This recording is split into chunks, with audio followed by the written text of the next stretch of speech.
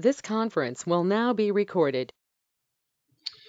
Okay, so I wanted to talk tonight about the Seeing Levees Save Lives project. This is a project undertaken by RD1000 to do modification to encroachments along Garden Highway. There's a lot of reasons for us to need to make modification to the encroachments on Garden Highway. And as we proceed through the presentation tonight, I hope to provide that background. If anyone was unable to join us at the February 23rd meeting that we had, the information is available. A recording to that meeting is available on our website at rd1000.org, and then under just search Seeing Levees Save Lives. So I'm going to go ahead and proceed with the presentation tonight.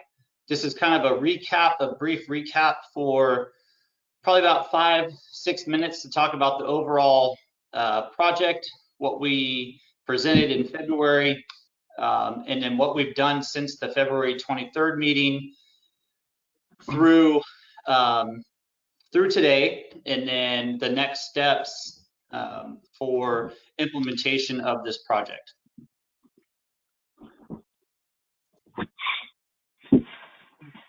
So again, my name is Kevin King. I'm the general manager of RD1000. I joined the district as the general manager in February of 2019. And since that time, there's been a number of projects and things to address and take care of for the betterment of RD1000 and the Thomas community in general in regards to flood protection and flood safety.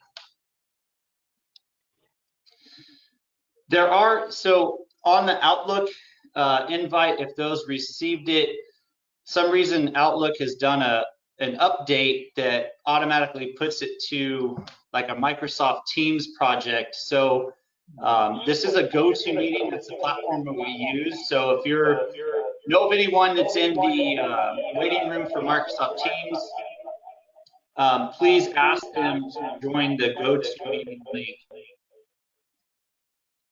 And I'm going to mute other callers as they're calling in so we don't get feedback. There we go.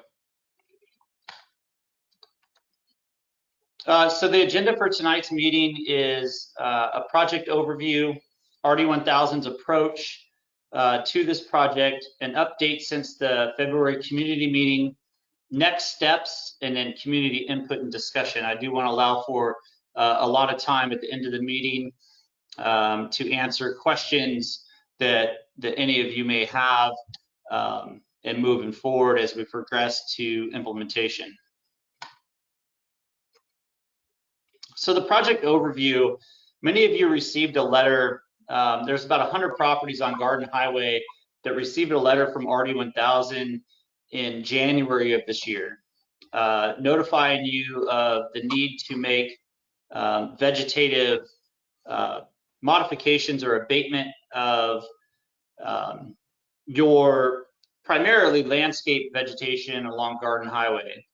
The letter was sent out to inform you of our impending project and the need to abate some of the vegetation that limits our field of vision for the requirements of being able to visually inspect the levee at all times, 24/7, particularly during flood emergencies or high river stages. So if you received that letter in January, you're part of the 100 property owners, give or take, that were determined as being a high hazard encroachment, particularly for vegetation that limited RD1000's ability to view the levee system and ensure the integrity of the levee.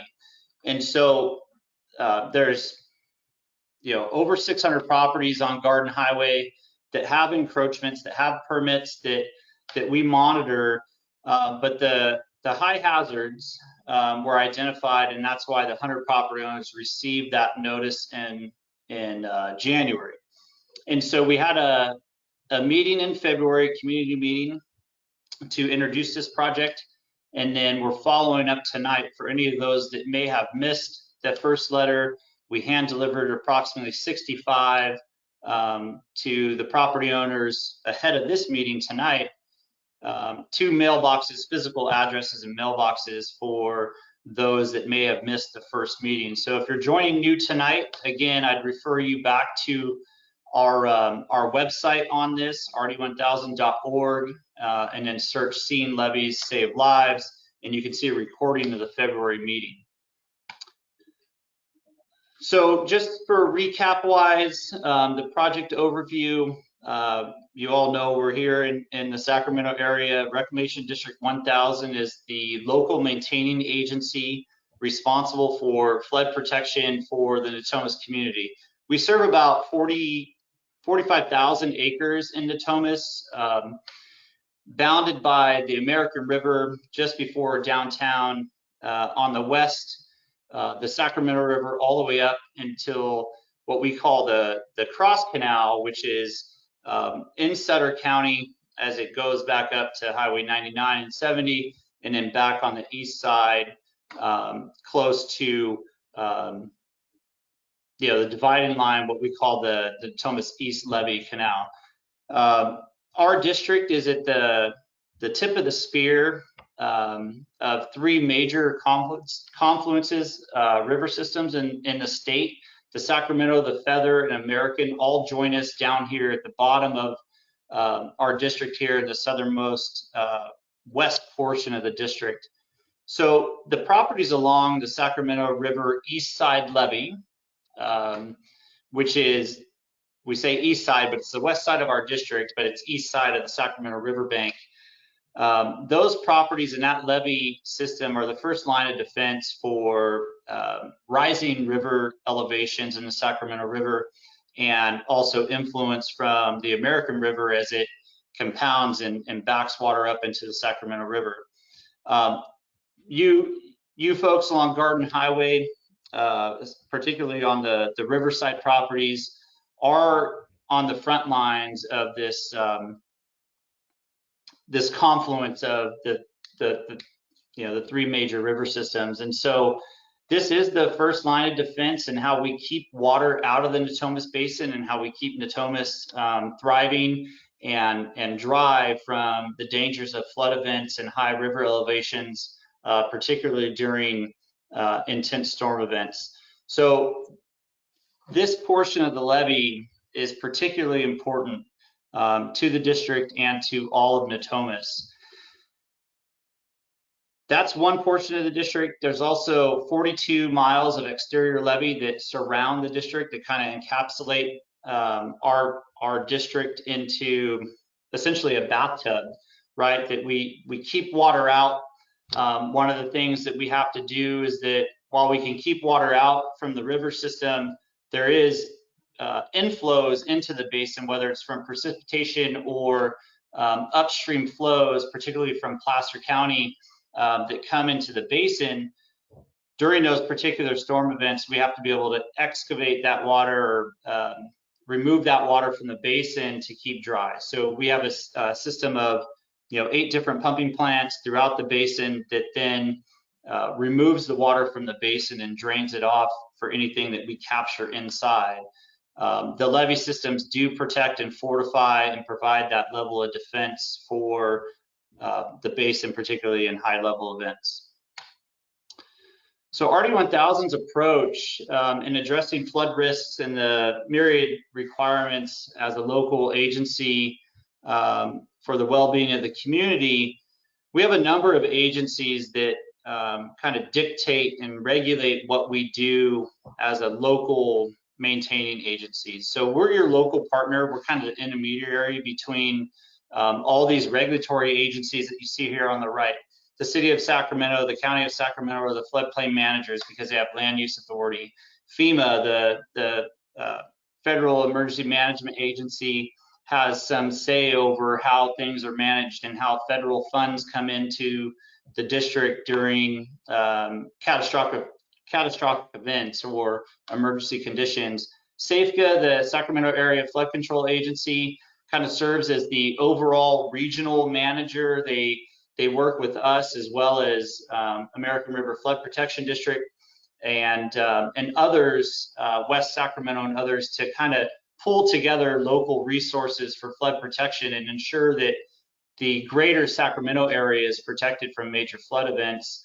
And then the two primary regulatory agencies that RD1000 is responsible to and has an obligation to perform as a local maintaining agency are the Central Valley Flood Protection Board, which is a division of the Department of Water Resources, as well as the U.S. Army Corps of Engineers. Both agencies, federally and state-wise, have different regulations and operations manuals. Over the years, they've kind of merged and agreed to certain standards for operations and maintenance. Both agencies then come to RD1000 and say it's imperative for RD1000 to adhere to the federal and state standards, whether it's Title 23 for the state or whether it's the operations and maintenance manuals for the U.S. Army Corps of Engineers. And so RD1000's responsibility is to ensure that we're adhering to those operations and maintenance requirements and communicating that with the property owners for the benefit of the entire Natomas Basin. So Title 23, one of the things that's required, particularly during high river elevations and events, we have what's called an emergency action plan or emergency response plan, that when the Sacramento River elevations reach a certain stage, we're required to immediately perform 24 hours a day, 7 days a week inspection of our levee system as well as the rest of our flood protection infrastructure.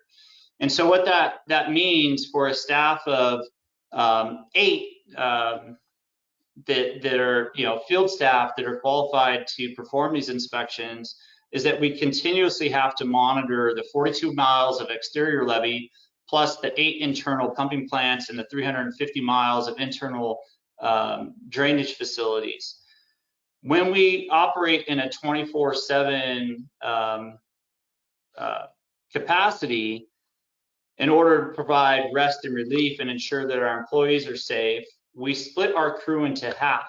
And so at any one time, we may only have 3 to 4 employees performing these inspections. You can imagine the task that it would take to just drive alone the Garden Highway, then down to the Arden Garden Connector, up East Levee Road, across the Cross Canal and back through. That's about a 4 to 5 hour trip for one individual, plus monitor the interior levee pumping plants, and it's a lot to look at. And so 24 hours a day, 7 days a week, we're required to monitor those systems. And so what's absolutely necessary is that we can have good visual inspection both of the land side and the riverside levee, so that we can ensure that there's no compromise, there's no erosion, there's no boils on the interior side, there's no erosion on the riverside, and we can immediately address those concerns if we discover something.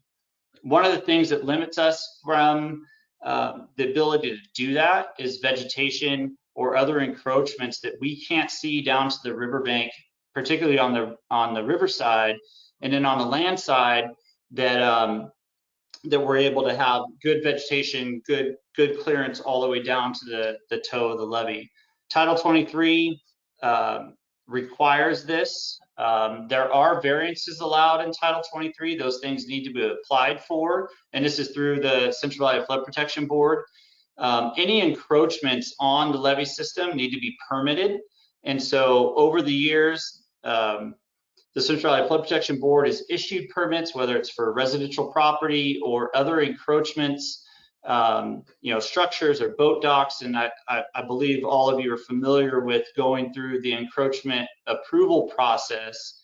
But one of the things that they're very clear on, and it's in section 131, is vegetation. And there's a list of approved vegetation, and there's a list of different zones that certain vegetation can occur. And so when we went through, step 1 was to evaluate our ability to comply with current federal operations and maintenance requirements as mandated by the U.S. Army Corps of Engineers, as well as Title 23 for the Central Valley Flood Protection Board. So RD1000 over the years has received notice that we're out of compliance with meeting these requirements. So the step 2 was to compile a list of the current encroachments that need to be addressed in order to be compliant with both Title 23 and the O&M manual. The list was compiled based on, as I mentioned, prior state levy inspection reports that identified these as deficiencies or unacceptable ratings based on their spring and fall inspection reports, as well as the U.S. Army Corps of Engineers periodic inspections. In 2010, the U.S. Army Corps of Engineers determined that we were out of compliance and the levees were decertified at that point. There was significant risk to the district in 2010, as well as the rest of the property owners, to maintain compliance with PL 9984, which provides disaster relief during emergencies.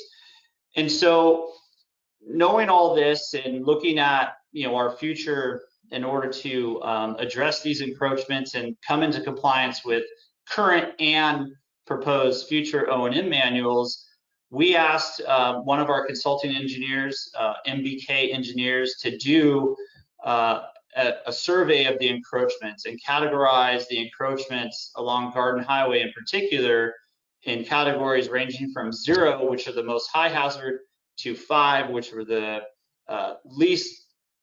less hazardous encroachments that needed to have some correction. And so the results of that survey were provided to the district. We did another, kind of final walkthrough in late 2020 to really finalize that list. And the 100 properties that we sent the notifications out back in February, and then again in April about this meeting, there's about 100 properties that are determined as, 0s or 1s that need to be addressed in the very near term. Those encroachments that were identified both through the spring and fall levee inspections from the Central Valley Flood Protection Board, as well as the periodic inspections and the survey that we had MBK perform, led us to where we're at today. And it's a fundamental principle for RD1000, and it's our responsibility as a local maintaining agency to come into compliance with those things. So we've been working on that, gathering that information, asking for understanding from all the regulatory agencies so we can explain this to you as property owners on Garden Highway. So what we have learned is that, over the years, there was a relaxation of kind of enforcement of levee standards and an allowance of encroachments to kind of almost go into chaos, a chaotic condition. So what we're attempting to do is that in this upper portion, just behind the house, and if you go further up on the Garden Highway here, up to the right there, top of the screen, there's a lot of visual impairments that prevent us from seeing the levee slope down to the toe of the levee, particularly on the riverside embankment. We're not asking for complete removal of the vegetation, but we're asking for an improved visibility standard. So where our trucks, they're white as opposed to red, but what we need to be able to have is a field of vision down to ensure the integrity of that levee system, particularly during high river elevations in the Sacramento River.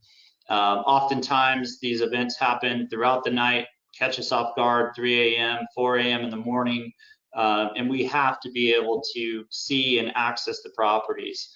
So what we're asking for and what's required to come into compliance is kind of a thinning out of what's been allowed to occur over the past 3 decades or more, and go back to a modified approach or a vegetative variance here for visibility. We have been able to work through the O&M manual. We're very hopeful that the O&M manual and the vegetative variance, particularly for the Sacramento River East Side levee, based on the improvements that have been done to date, that they will approve the variance in different zones that we're asking for. Title 23, if you look to the interior side of this diagram where you see Natomas Basin here on the bottom right, Title 23 pretty much calls for visibility of the levee system as you see here. Low-lying grasses, that's about it. No trees, no shrubs, no landscape, no encroachments.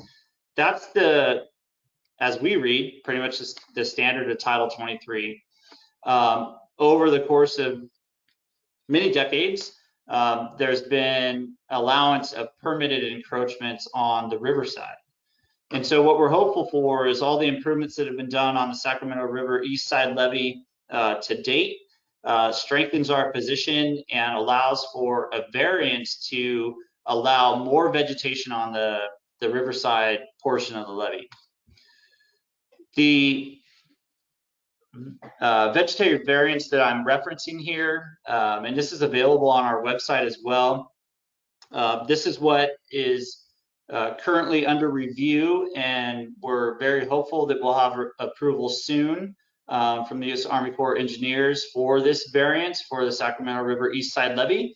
And these are the zones that account for certain vegetation that's allowed in these various zones. Again, keep in mind, all of these vegetative improvements or encroachments have to be approved and permitted by the Central Valley Flood Protection Board. And so the extent that there are permitted or non-permitted encroachments, RD1000 wants to work with all of you. If there are unpermitted encroachments that, you know, as a property owner, you don't have a permit for, or we can't locate one for, I do have members from the Central Valley Flood Protection Board on the call tonight, and we can walk you through the process of either changing ownership name on the permits, applying for new permits. That does take some time, but any permits for improvements or encroachments, we want to clean that up as well. And so this vegetative variance certainly recognizes these 4 different zones, particularly through, you know, essentially 3 feet off the fog line from Garden Highway, pretty much needs to remain free and clear. And then zone 2, zone 3, zone 4 allow for varying levels of vegetation, and Title 23 specifically calls for vegetation that's allowed. So a lot more detail available on our website. Again, we're working with the U.S. Army Corps of Engineers to approve this in their operations and maintenance manual. I feel fairly certain that this is going to be approved. On the state side, we do have some work to do to clean up, you know, existing or non-existing permits and then change ownership. But this is what we're working with and what we need to achieve through this program this summer. So just for an example here, these are 2 properties that are in compliance. They have a very good rating. As you can see, the picture on the left, you know, there's a physical barrier here, the wrought iron fence, permitted spacing. We can see through. You can see the levee slope all the way down to through zone 2 and 3, and all the way down to the riverbank, zone 4. A residential property here with obviously a permitted residential property. There is some landscaping here. As long as it's maintained to this kind of level, we can see through the ornamental landscaping as well as the wrought iron fence and have good inspection of the levee slope all the way down to the river. So this is kind of what we're looking for, and what would be acceptable. Whether the encroachments are permitted or not, we'll clean that up with the Central Valley Flood Protection Board as well as the property owners moving forward. That's our goal, is to identify these things. If there's permits, you know, not in place or need to be put in place, we're going to walk you guys through that process to do that. Non-compliance looks like this. And what we're really concerned about is that our visibility is severely limited. I pulled the permit for this property. There is a permit for the wrought iron fence. But the landscaping behind that, the whole intent of the wrought iron fence and the slats in the fencing is to be able to see through the fencing. So it's not a solid wall of, fencing, whether it's masonry or wood, but the standard is the wrought iron so we can see through, or slats or chain link so that we can see through to the levee slope. The landscaping that's been placed behind the wrought iron gate severely impacts our ability to see the levee slope. And in the picture on the right here, obviously this is right up against the fog line in zone 1, no visibility down to the riverbank. So these are properties that were ranked particularly high as a 0 or 1 as a high hazard encroachment that we're looking to address this summer. So since the February meeting, we've had a number of meetings. Gabe Holloman's on the call tonight. He's our operations manager. He's met with countless, we have kept a log, but a lot of you folks out on Garden Highway, face-to-face, one-on-one meetings to explain what we're looking for. We've had a lot of good interactions with that program, or with his meetings out on site, and that's been really great. We continue to receive some requests through the Swift email account. We've also received numerous requests for information. We're currently compiling the various documents and information that's been requested by the public. We are responding to those information requests. It does take us some time to kind of scour through the various documents and pull the team together to provide that. But we are posting that, and we are continuing to provide updates and new information to our website. Since the February meeting, we have gone out. We've signed and executed the funding agreement with the state for approximately $450,000 to implement this program. So RD 1000 in the state will fund the program for the vegetation modification that needs to happen this summer for these 100 properties. We did issue a request for proposals. We received those back. We do have a contractor that we will be taking to the board for award a contract at our May 13th board meeting. And so, provided that the board approves that contract, we'll be ready to go and start the project pretty much on our timeline around the first part of June. Staff internally met with the contractor this week to discuss schedule, and they're working on providing that information to us. There are some things that they need to do to provide information to Sacramento County regarding their traffic plan and potential road closures, so they can safely be on the water side portion of the levee as they perform this work. So our intent is, provided that the board approves this contract, is to award that contract in May, 2 weeks from now, essentially, and then proceed with the contractor going out on site. The next steps, so previous to tonight, we had the community meeting in February. Tonight's meeting, I just talked about the awarded contract at the May Board of Trustees meeting, and then the encroachment modification project could begin as early as June 1. And then we need to be wrapped up for the grant funding by December 1st for all invoices coming in. Our contractor doesn't believe it'll take that long, probably should be wrapped up by September. One of the things, once we receive the schedule from the contractor, should the board award the contract at the May meeting, is that we'll have a schedule in place that we'll post to our website. So keep in tabs with the Swift portion of our website, the Seeing Levees Save Lives portion of our website. We'll post that entire schedule. And what we talked to the contractor about was giving us kind of a block by block schedule on what they can accomplish in any given week. And so our intent is a week ahead of their very first, and hopefully even more than that, maybe 10 days ahead of that, is to send out postcards to those properties where our contractor will be the preceding week, or the week after. And so we'll send a postcard out. We'll hand deliver those that we can, and it'll have kind of a date stamp on it to say, hey, our contractor is going to be on site the week of June 5th through June 10th. And so you'll receive that notice 7 to 10 days ahead of time. Again, the first postcard or notice that you'll get, it looks like now, based on that internal conversation, that they're going to start probably up along the northern portion of Garden Highway up in Sutter County and work through. They believe they can go through these about 10 to 15 properties a week, and keep moving forward. So we'll provide those updates.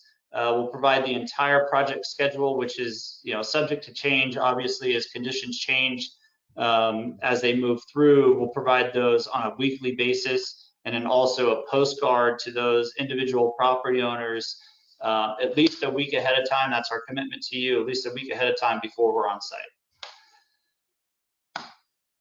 So now I'd like to open it up for conversation or input. Always you have the ability to email us at our swift@rd1000.org. There's also more information and resources available at rd1000.org/seeing Levees Save Lives. And again, this meeting will be recorded and posted to that same site, as well as the meeting from February. So I'll just turn it over if anyone has questions for me or our approach. So, hey Kevin, I got a question. Those postcards that you're sending out, those are going to. So I'm sorry, just real quick, if you could identify your name, because it's hard for me to track, just to know, just identify your name and your property address. Sure, Matt Ward at 3131. The postcards are going out 7 days prior, but those are to everybody that's facing encroachment or needs their property cleaned up, or just people that have agreed, or how are you doing that? I might have missed that, sorry. Okay, so the postcards that are going out, we're going to progress through those encroachments unless we hear specifically otherwise that you're absolutely opposed to us being on site. We would need to know ahead of time. And so we do have the funding available to do this.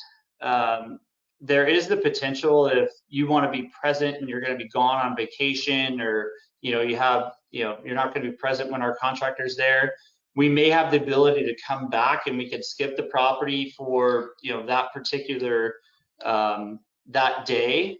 We'll do our best, but for efficiency and the best use of the funds that are available to us, the contractor wants to mobilize and kind of systematically work through. So unless we hear otherwise, we intend to be on site to do the modification to the standards that we need. And so if you're vehemently opposed and don't want to accept the funding and our project for this summer, please reach out to us and we'd be happy to remove you from that list from the contractor. I can say that the result of that is that at some point, and we talked about this at the February meeting, it's not a matter of if, but when, in our opinion. And so our best guidance to the Garden Highway property owners is take advantage of the funding that's available. Work with us to show good faith effort to the Central Valley Flood Protection Board, as well as U.S. Army Corps of Engineers, and work together as a community to come into compliance with the O&M manuals, FEMA standards, Central Valley Flood Protection Board standards. If you choose to not participate, like I said, it's not a matter of if, but when. And at some point, RD1000 will be put into a position where we'll have to notify non-compliance and provide notices of violation. And so potentially, enforcement action with the Central Valley Flood Protection Board, and going through that lengthy process of enforcement. And so we're really trying to work together with all of you. But again, if you vehemently deny or ask that we not get on, come to your property and use this funding, please reach out and let us know. Thanks. And this is just for zone 1, or is it zone 1 through 4?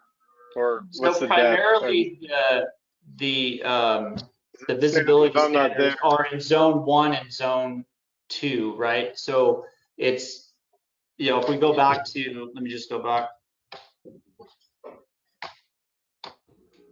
Primarily, So that's 7 feet, right? what's that? That's 7 feet, right?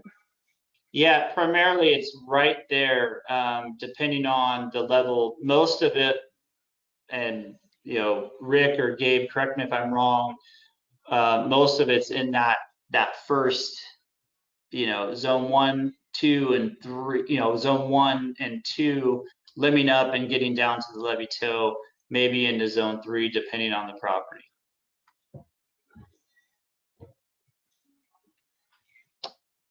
This is Rick. I would add that it's addressing the high hazard encroachments. Kevin mentioned earlier in the survey, we rated them from 0 to 5. So we're addressing the 0s and 1s, and those 0s and 1s are in the 3 zones that Kevin referenced.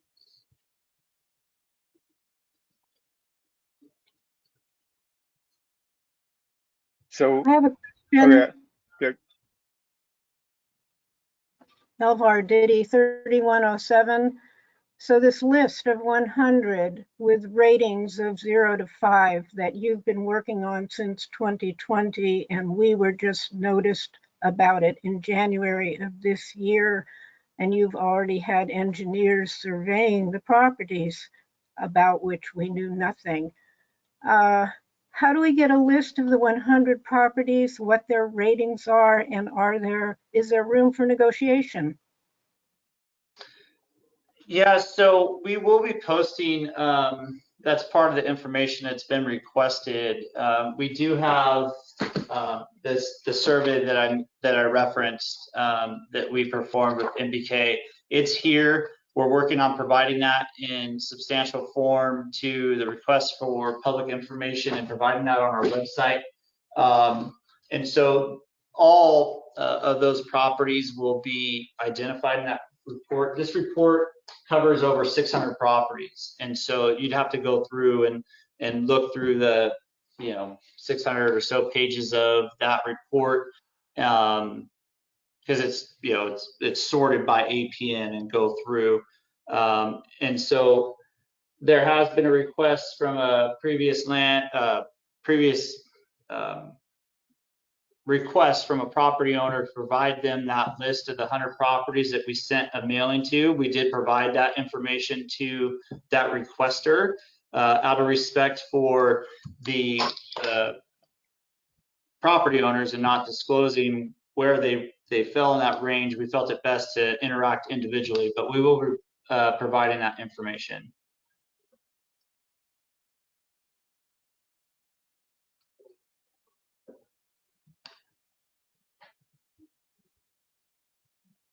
You didn't answer my question about, is there room for negotiation? Oh, I'm sorry, I missed the second part of your question there. Room for negotiation.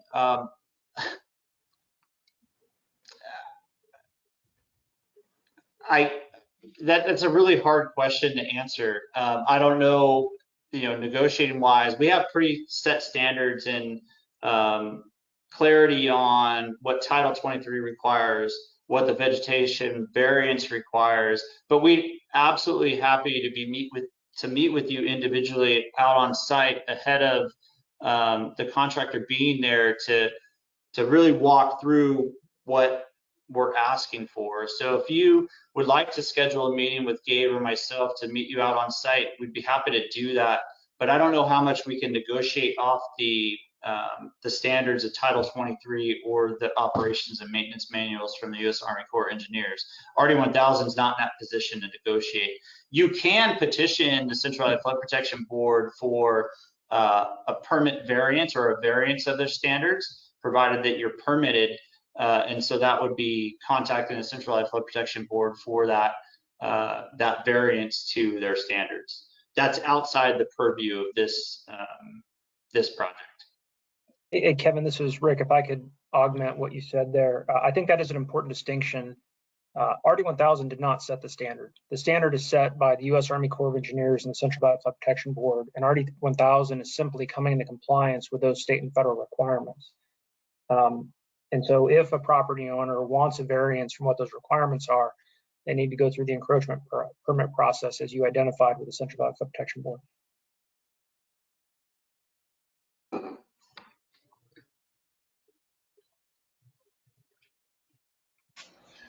I have a question. Hey, go ahead, Mr. Tully. Yeah, Patrick Tully, President of Garden Highway Community Association. So in the recent specs, your scope of work for the contractors on the removal of trees was mentioned in the scope of work that they would be performing or possibly be performing. So I kind of have a two-part question. One is, what trees are being removed? And two, you said you're going to start to the north, a lot of the vacant land up in Sutter County and down.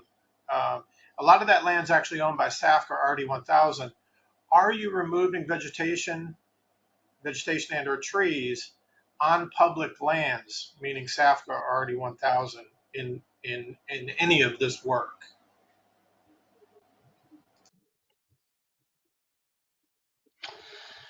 So the response, there are references in the request for proposals of tree removal up to a certain size or diameter. We did provide 2 schedules of work in that request for proposals for the contractor in the event that we had remaining funds post removal of the vegetative encroachments or modification of the vegetative encroachments for the property owners. If we had remaining funds, we gave them another schedule and a list of projects that they could do on our facilities, so we don't waste the opportunity to provide that benefit for vegetation removal. You know, if we didn't use the entire $450,000 afforded from the grant, that then we would, you know, for the residential properties, that then we would go up and use that on RD 1000 properties or the county or public lands.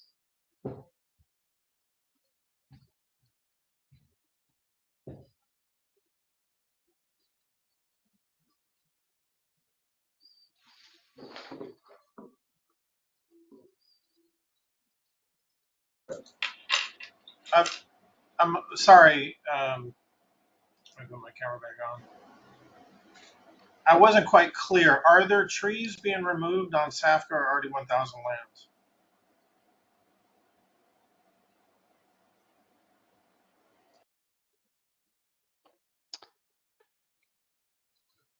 I'll have to get back to you on that. I don't, you know, only if we have funds left over from the residential properties will we address. To the extent that trees will be removed, they have to meet a certain diameter, size, or less, as similar to the projects that we've done in the last 3 or 4 years. We haven't removed any trees over a certain diameter in those other events. So to the extent that you're referencing that, Mr. Tully, from the RFQ, if you could send that to me, I'd be happy to provide a response to you in writing to answer that question. But I don't have that information available tonight. We're talking about the 100 properties here and the intent to use funds primarily for this project and not the rest of RD 1000 properties or public properties. So I appreciate your question. If you do have specifics on that portion of the RFQ, please send it to me and I'd be happy to clarify offline. Well, I'm just trying to get clarity on, you said you're scheduled for starting up towards Sutter County.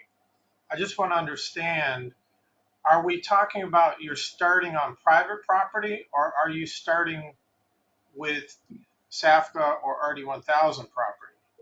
Mr. Tully, I informed you that we had met with the contractor earlier this week for internal discussions.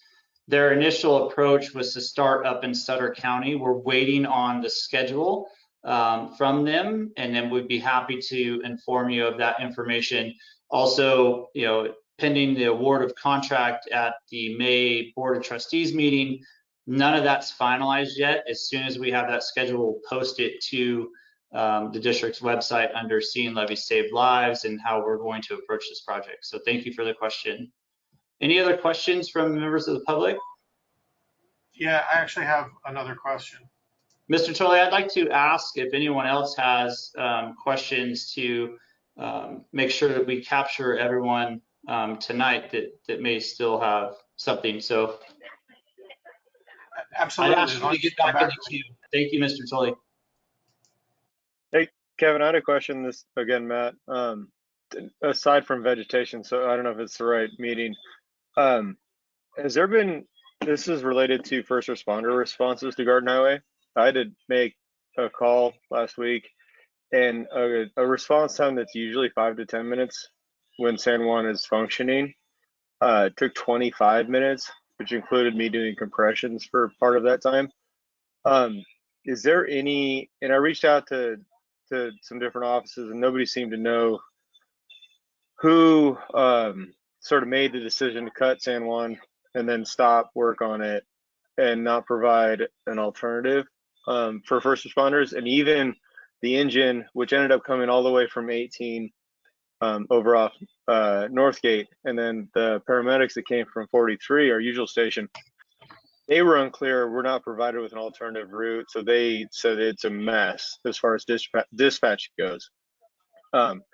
I'm concerned just because the 3000 block specifically, I think my wife and I are the only ones under 65. So being able to get first responders out here is something that's pretty important. And I see two viable options as far as Radio Road and Farm Road goes. Do you guys have any input on that? Would that be something that you might be able to help with? Because that's given how long they're gonna have that road closed and the demographic out here, it's a fairly concerning issue. Not to get away from vegetation or anything. I can appreciate your question there, and certainly recognize the impact that we have, internally for our own operations and maintenance. The question's in regard to the closures for the levee improvement project. We do have input on design during the levee projects and our standards. We provide that to the Corps, to SAFCA, to the state, but we rely on the submittals of traffic control plans, and we don't have any say in the traffic control plans or routing for construction traffic or road closures or response times. The city or county, as first responders, have participated in those meetings, and so the best course of action for you is to reach out to the Army Corps engineers and the county transportation or city transportation to address those concerns. RD 1000 doesn't have any control over the approval of traffic control plans for whether it's the levee construction project or other construction projects in the basin. So I certainly agree with it. We've been inconvenienced as well in making our rounds to respond to flood emergencies as well. So best course of action is reach out to county transportation or the Corps regarding the concern on that road closure. All right, thanks.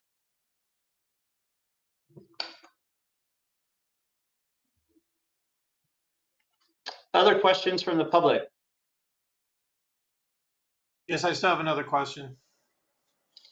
Eric, are there any questions in the chat? This is Stephen. No, but if anybody would prefer to ask a question via chat anonymously, you can send it to me directly and I'll read it without saying who it is. Some people are just more comfortable not. All right, Stephen, thank you. Mr. Tolley, you say you had another question? Yeah, thank you, Kevin. If you would be so kind to turn back to the slide that shows the levee and the new levee.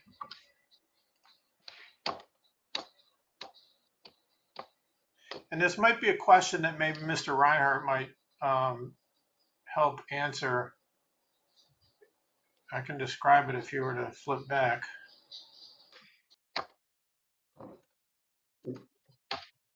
Kevin, the slides are not moving right now.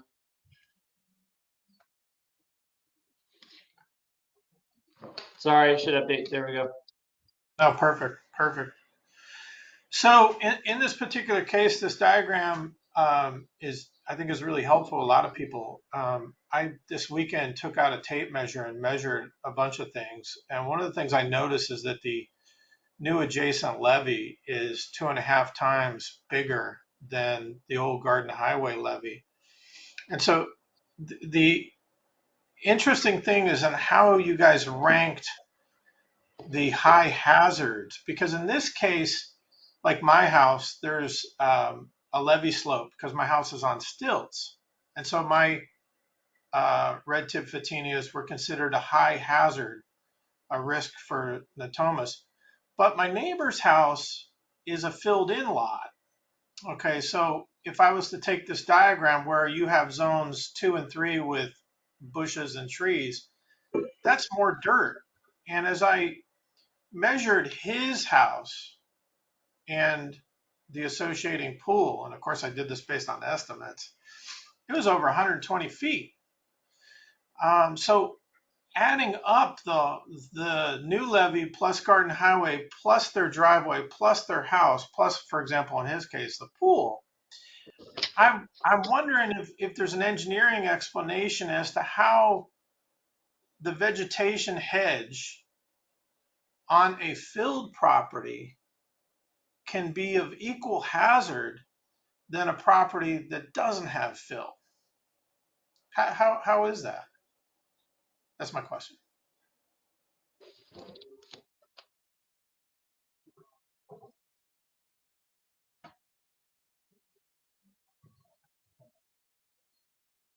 Kevin, did Yeah, you want Rick, me do you want to jump in there? Sure. This is Rick Reinhardt with MBK Engineers. The Corps' O&M manual update and the vegetation variance process didn't identify the difference between parcels that have fill and don't have fill.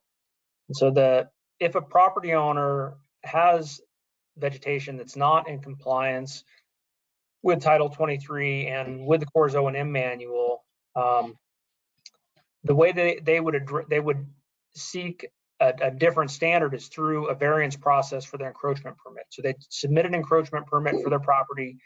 They would justify that they should be granted a variance because of these conditions. And then the Flood Protection Board would consider the specifics of that parcel and granting a permit for their vegetation based on the fact of whether or not there's fill.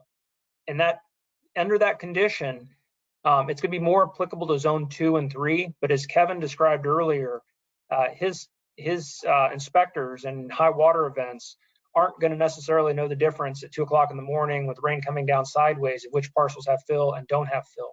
And so being able to see through and having hedges that have breaks in it is still going to be required for those parcels. So you couldn't have a wall of vegetation like Kevin had shown in the parcel that had, I think, the parcels that are not in compliance.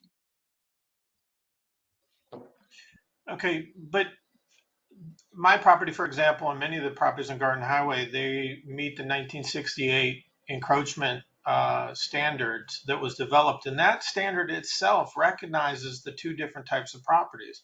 It recognizes the concept of a filled property and a non-filled property. And the filled property has a reduced encroachment standard.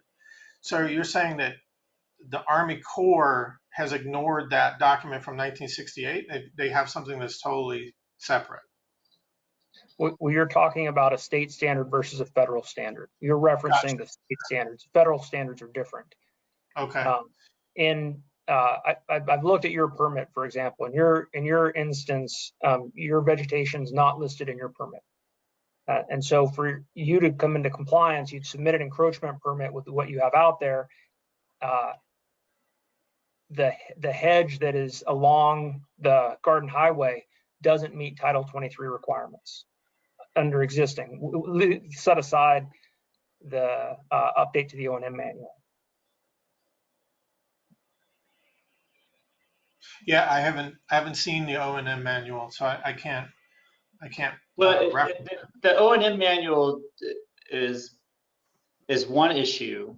The hedge that you have on your property is unpermitted and doesn't meet Title 23 requirements. So what we're offering to do, no, Mr. Tully, 1 second. The hedge is unpermitted. The vegetation's unpermitted on all the permits that we've seen. What Rick just mentioned, yours in particular. There's no vegetation permitted to your property. And so what we're asking for in the O&M manual is a vegetation variance to allow for vegetation. You still need two things, Title 23 and a vegetative variance.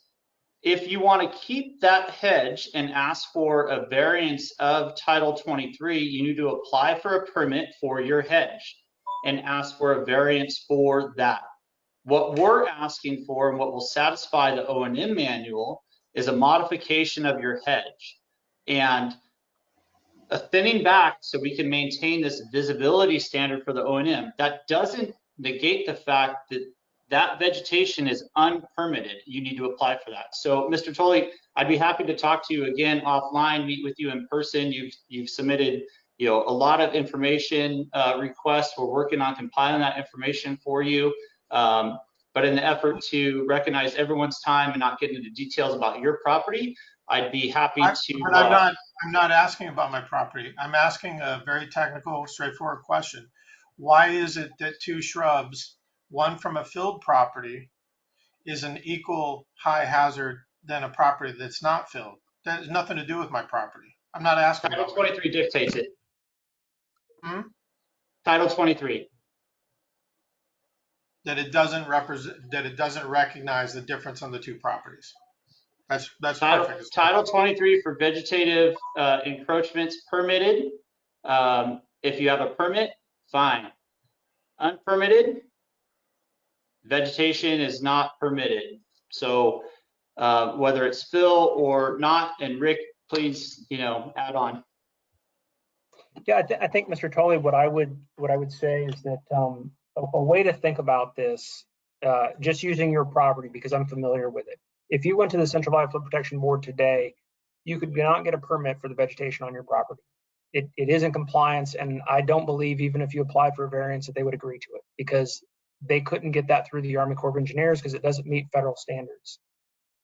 What's being proposed here is trying to ease into, as Kevin talked about, that this hasn't been addressed over time. So what is a way to address the worst first? And the worst first is being able to see the properties, to know which ones in a flood event, you can see what's happening on that waterside slope.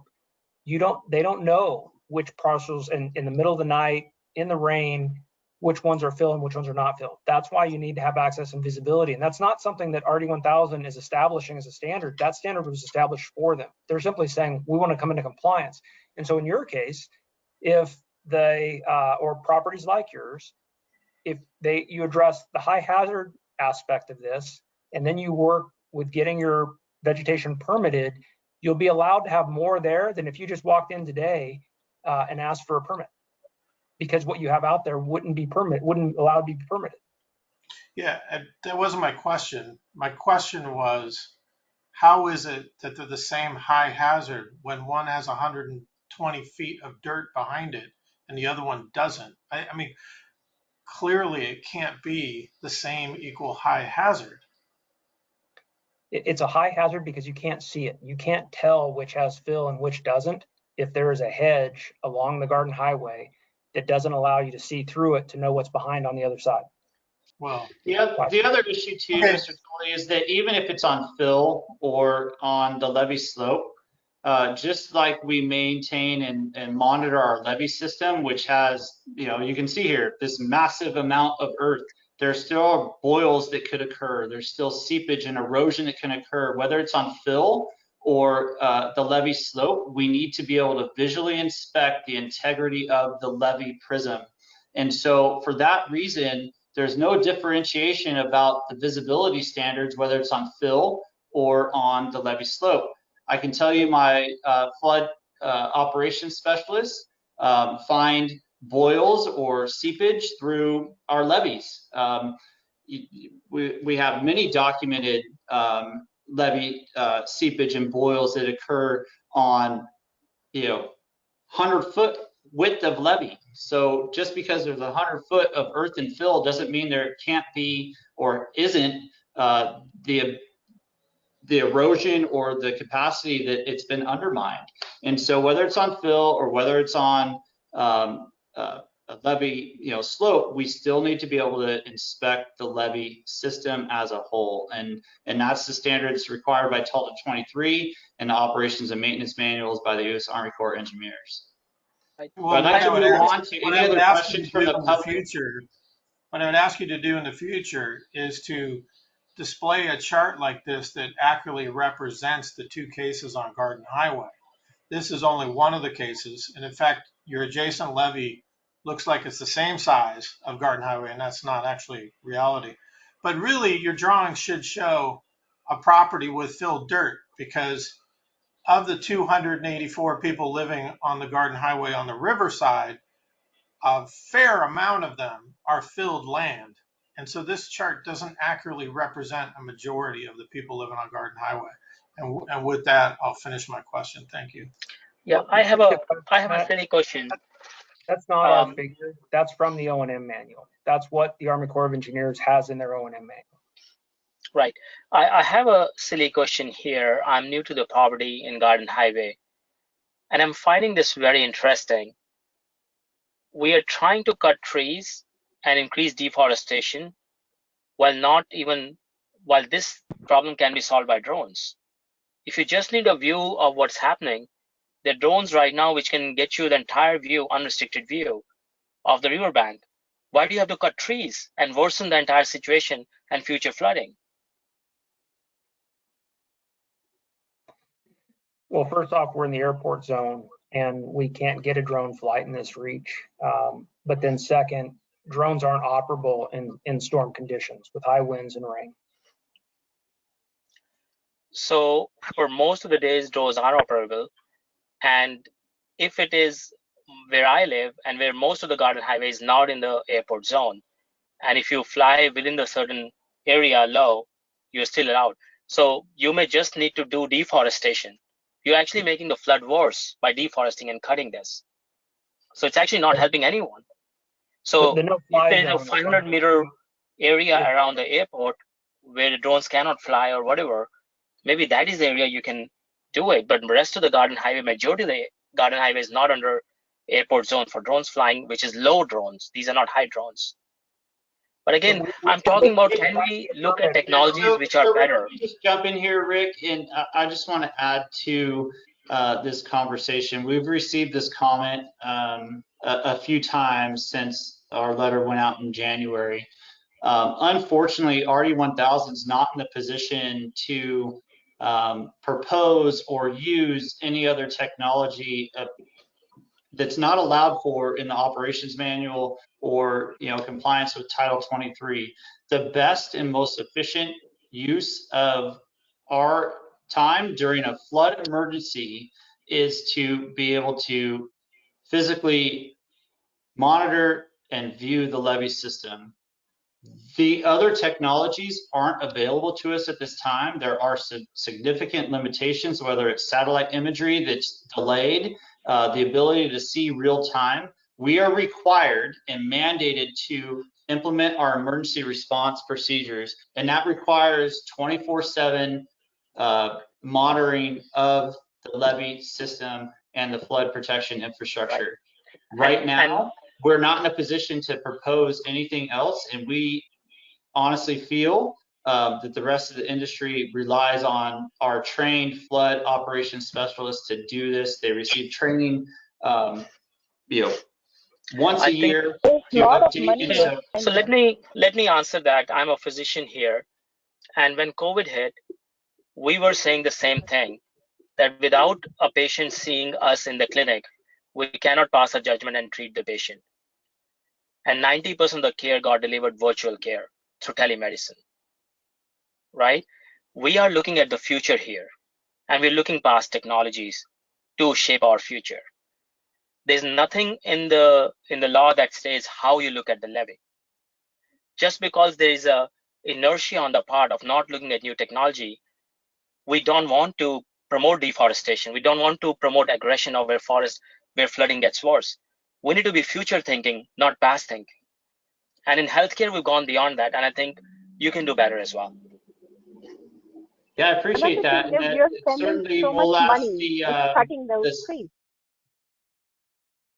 How much money? You're proposing like 400,000 or some like huge amount of money to cut that whatever hedges people have. But that same money cannot be invested into the technology to monitor the levee.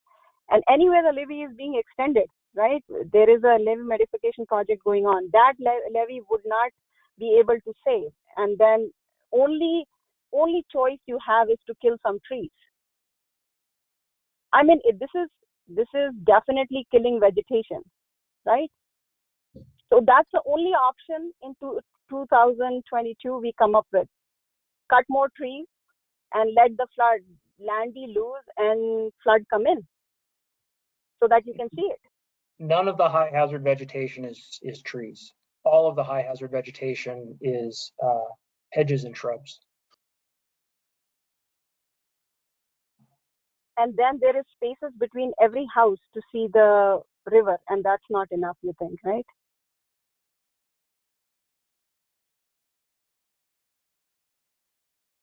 We need to be rational in approaching things and not make it. We don't have to walk the line like this is what is We written, live and we in have an to walk area. it.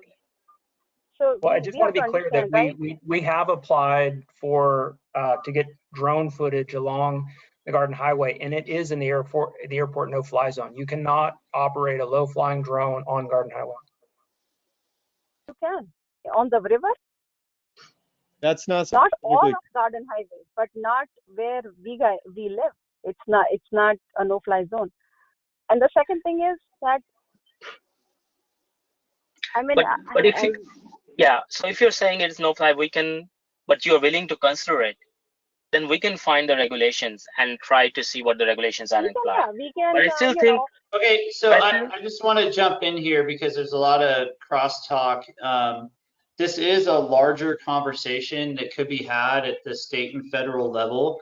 What we're talking about tonight is coming into compliance with Title 23 and the current standards and what we need for visual inspection of the levees currently afforded and required by us to perform.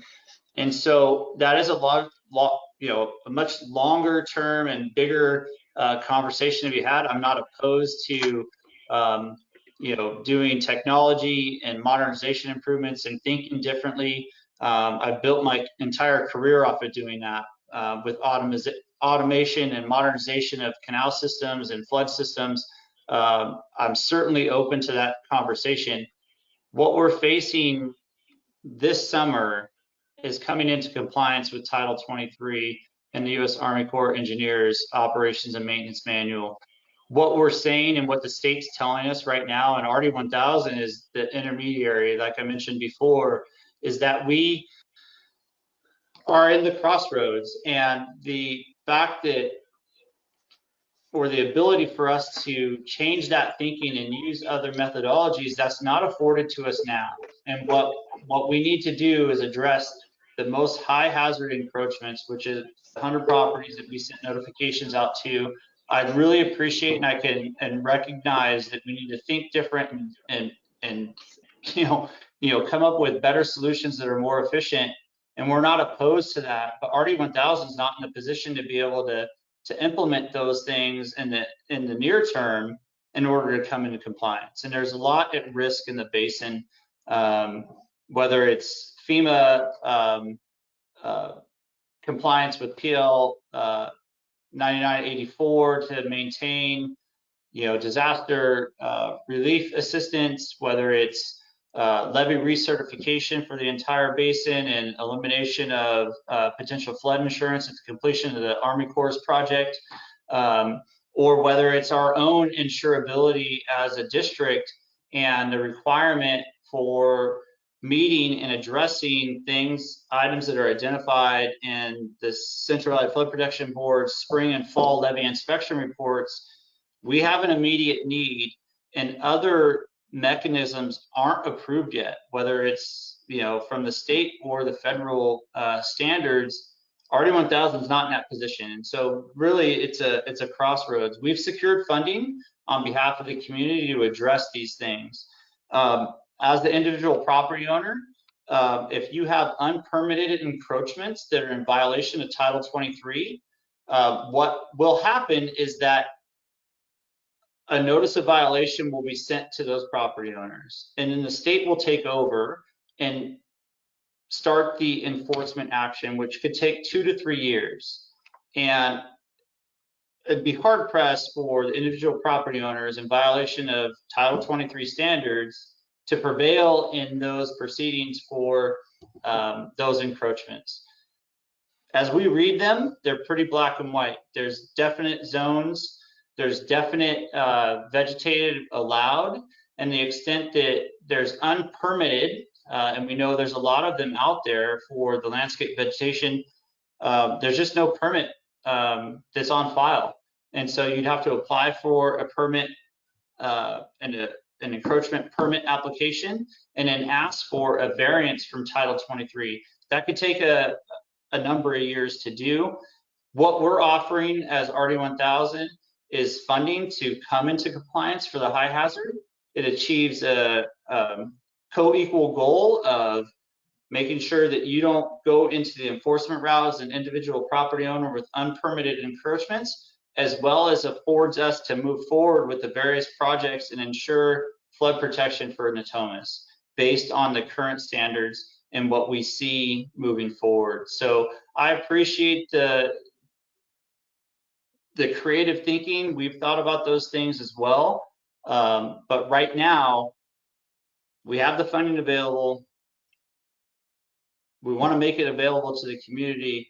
Otherwise, at some point, RD 1000 will have to notify the Central Valley Flood Protection Board to maintain our status as a local maintaining agency of the violations to Title 23. And then we kind of step back, and then the property owners have to deal directly with the Central Valley Flood Protection Board for enforcement. So not a costly or pleasant experience for the property owners. We certainly understand your position, but we're just communicating what we're kind of caught between federal, state standards, property owners' desires for their property, and then trying to make the two work. So I appreciate those comments, and if there's nothing else or any further questions, please. Kevin? Yes. I just have one question. There was a question about driveways. A question about driveways. Yeah, so no, I appreciate the rock and hard place that you're in. I'm just curious that with the different zones, there's a number of houses on Garden Highway that have that are on pilings that then have extended driveways. That is that something? Do we do the homeowners in Garden Highway have to worry about future not encroachments, but future? So sort of similar to what we're doing with vegetation, except for with like hard property, houses, driveways, elevated driveways, things that might impede view that are structures. Rather, vegetation's one thing, but if we start talking about houses, driveways, auxiliary buildings, services, things like that, is that something we have to worry about in the future? Yeah, I get it. What we're talking about right now for this summer and what we determine as high hazard, which are the visibility blocks, mainly vegetation. We want to address those. I get that. Yeah, no, I understand that. What I'm saying is I understand that, and there are other encroachments that need to be addressed.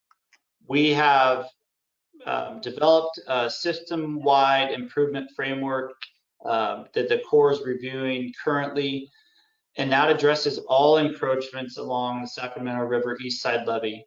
To the extent that the varying degrees, one of the things that RD1000 is very interested in is developing a GIS system and a database in conjunction with the Centralized Flood Protection Board about all of the properties, based on APN, what's been permitted, who's the current owner, what's allowed, what's not allowed, and reaching out. So we're working on compiling that, and we will be over the next few years. Keep in mind that the permits for the structures, or a boat dock, or a septic system, or a drinking water well, or landscape sprinkler system, those are all permits. And so permit by nature means it's potential to be revoked. And so to the extent that the structural residential property would be revoked from a permit, I can't say or forecast what the state or the federal U.S. Army Corps of Engineers will allow into the future, but those are permitted, so it's by privilege, not by right. But we do have an interest to categorize and bring everyone current with what's permitted, what's not permitted, and step through that process. I'm serving on a committee right now with the Centralized Flood Protection Board to really address the encroachment permit processing and look at the difference in how we can streamline permits, whether it's an individual property owner or a district-sponsored project, or a levee system project. I've spent probably 20 hours over the last month working through those issues and making revisions to Title 23 that hopefully will be approved in the future. But I can't say with certainty what the future looks like. But if you have a permit for those structures, that's a really good start. And reviewing your individual permit for your property is an important first step. And so to the extent that you have a copy of your permit, if it's in your name, reach out to us at the SWIFT email address. We'd be happy to send you any of the files that we have for your particular property. And if we don't have anything, we can get you in contact with the Centralized Flood Protection Board, and they may be able to provide to you the permits that are currently issued for your property. I asked the question as a general question. Is for certain residents along at least this area where I've known everybody forever, just worried that sort of you give an inch, and then in 10 years you take a mile, and that mile happens to be in somebody's bedroom. I think that is sort of a big concern with Garden Highway residents at this point, especially when you mentioned that permits are revocable. Yeah, and I can certainly appreciate that. My family owned property on National Forest Service land, and we faced the same thing. We relented a little bit, and then all of a sudden, our permit was revoked. For a cabin that we had in the Sierras, and it was devastating, right? We'd invested a lot of time and resources into that, so I certainly understand your position and the uncertainty of the future. What I can tell you is that RD1000 continues to recognize you as our constituent base and continues to be your local partner in addressing these things. The nice thing about RD1000 is there's 12 full-time employees. 3 of those full-time employees are available 24/7 for the most part, unless I'm at a high school soccer game for my son or daughter, but I'll get back to you within an hour. And so we really want to be that local connection for you, right? Like, not the big government, but we have limited input into the standards that are established at the federal and state level. I like to think of RD1000 as, kind of an industry leader in California. We're the most urbanized reclamation district in the state. We do have a lot of input and potential influence into decisions that are made. We're looked to as leaders of the industry, and so we want to continue that. But I honestly can't give you any guarantees or assurance into the future about changing standards. We saw, after Katrina in Louisiana, federal standards change and a new understanding of levee standards and what it meant to live behind a levee or on a levee, and just new information, new thought about strengthening a levee system and new technology. So I don't know what that means, and I understand your concern. I wish I had some more assurity to you moving forward. I do. Can you at least tell us there's nothing in the pipeline that you know of? Nothing in the pipeline that I know of, to particularly for residential properties or structures that are permitted. There are no conversations that I know about regarding that. Certainly recognize the strengthened Sacramento River East Side levees and the strength of those systems. And Rick serves, statewide, nationally for levee, permits, and maybe he has some more input. Yeah, I think just specifically to driveways, I'm not aware of that was just an example. That was just an example. I'm not aware of driveways being on the punch list. What's going to show up on the inspection report is anything that's not permitted. And so if you had, let's say, a driveway or a fence or a mailbox, if it's not permitted, it's going to show up on the periodic inspection. And then that's what RD 1000 has to put in the SWIFT, is how they're going to bring these unpermitted items into compliance. And so I don't think, as long as you have a permit for what's out there, that there's an immediate threat. If you don't have a permit, then it is going to show up and need to be addressed. And a lot of the vegetation, a lot of the parcels we've looked at don't have permits for their vegetation. That's the primary issue.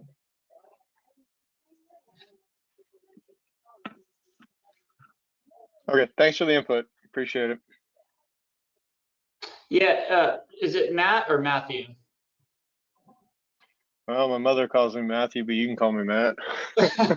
All right, Matt, that sounds good. I won't tell you what my mother calls me, but I'd be happy to follow up with you tomorrow if you want to give me a call or send me an email to walk through some of the more questions or detail there. Sure. No, those were just what questions. we can do to assist you in working through this. I'd be happy to pull your permit as well, or any permits that we have for your property. No, it wasn't a personal question. It was a sort of general question. Driveways were an example, just from different people along the road that I've talked to that are concerned about, like, if they're going to take trees, then how can you see past my house, and worried about, well, if you can't see past my house, what happens in 5 years if you want to take away my house or something? And I just thought we'd lay that out there and see if anybody had an answer. Yeah, and so right now, what we hear and dialed in with Central Flood Protection Board and the U.S. Army Corps of Engineers, there's no interest in taking your house. And that's great to hear. As soon as we hear anything, we would let you know. In fact, you'd probably hear from them first, but we're pretty dialed in with the trends and where things are progressing.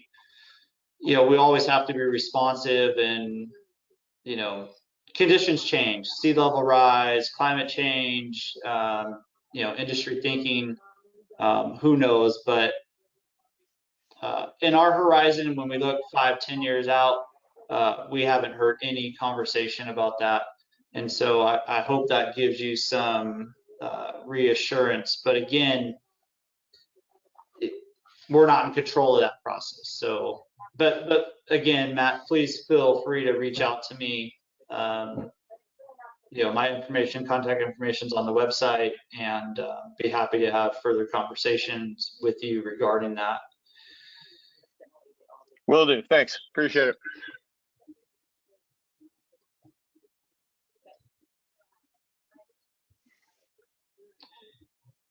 All right, so any further conversation or questions for tonight's meeting? Again, the meeting has been recorded. We will post it on the website. Sorry if it gets a little contentious as we work through this, but I do want to reiterate the fact that RD1000 is really trying to work with all of you. I have offered to the Garden Highway Homeowners Association to meet at your next board meeting. If you'd like me to come out and talk with you in person or a virtual meeting, be happy to work through some of these issues and answer questions. That offer has been out there for a few weeks now, and so if you'd like me to do that, again, more than willing to do that. And I'm going to rope Rick into that as well, and spend as much time as you need to go through that. Again, we plan on awarding. Sorry, Kevin, that'd be great. I did get your request on that. We consider it after we get the documents. Thank you. Okay, so Mr. Tully, your request for your public records request, it may take some time for us to compile those. I believe Rebecca Smith has been in contact with you, and we're trying to provide those documents to you as we compile them and get them together.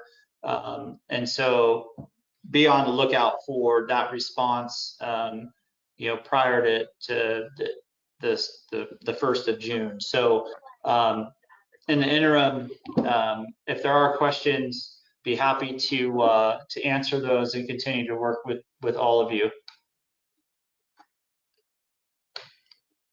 So thank you everyone for your time. I appreciate it. Again, check our website, reach out to us. We will be posting, if the board approves the contract at our May board meeting. We'll, as soon after we have the schedule from the contractor, we'll post that for everyone and be sending out notifications to when our contractor a week ahead of time before they're on site. So thank you everyone. I appreciate your time, and have a great rest of your evening. Thank you guys.